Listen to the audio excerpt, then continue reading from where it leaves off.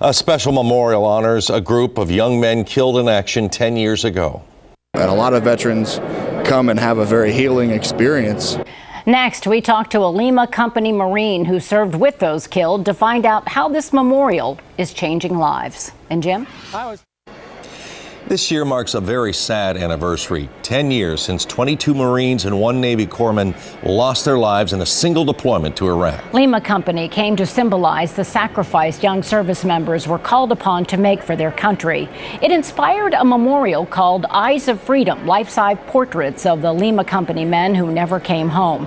And as I learned this week, that memorial is now a traveling exhibit that is inspiring patriotism coast to coast. Ladies and gentlemen, we are here today to honor the service of those Marines and sailors who made the ultimate sacrifice for their country during Lima Company's last deployment. At the ceremony to mark the 5-year anniversary of the Lima Company deployment, friends and loved ones gathered to remember the fallen.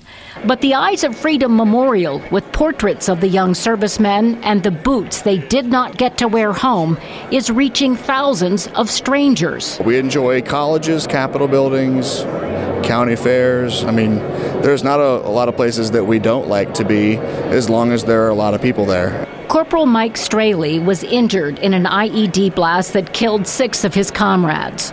Now he is the guardian of their portraits. This week, he brought the exhibit to Wilmington for the State of the State address. Last year, he spent 35 weeks on the road with the Eyes of Freedom. Is this difficult for you to tell their story over and over again? It really was at first, Colleen. It was hard at first, and now it's gotten a lot easier. You know, we travel, and a lot of veterans come and have a very healing experience with us. You know, Vietnam vets, Korean War vets, not just my generation.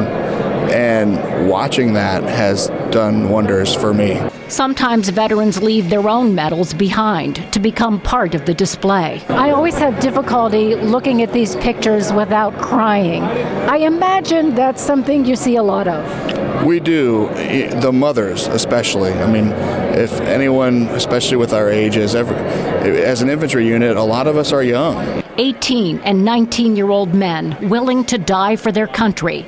But Corporal Straley does not want you to leave their memorial in tears. Really, it's kind of my job to make it not a sad experience. We don't want it to be overwhelmingly sad.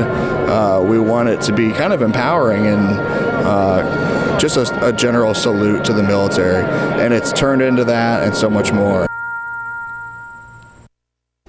And the Lima Company Memorial does have a website set up where you can find out about their current events, read more about the young men and men who were willing to give all. We've linked that site to NBC4i.com. Just go to the red box and click on news links to find it. And as you can imagine, you can make a donation too, because it costs money to take this thing on the road. But it's an important display. Oh, it is. And for that corporal to be able to honor his comrades, you said 35 weeks out of the year. I mean, that really makes a difference, obviously, in his life. And no one can tell the story like he can. No one can. I mean, you walk up and to have him say, I was there, You know, he knew this. Yeah. It's becoming like the Vietnam Memorial Wall. It is. In fact, he compared it to that and said people have the same emotional kind of a reaction to it becoming that. when they first see it. Is it still at the State House, do you know? They just left the State House, and he took it there to Wilmington this week, and then he'll be going back on the road with it. Okay. So, Great. Good story. And weather.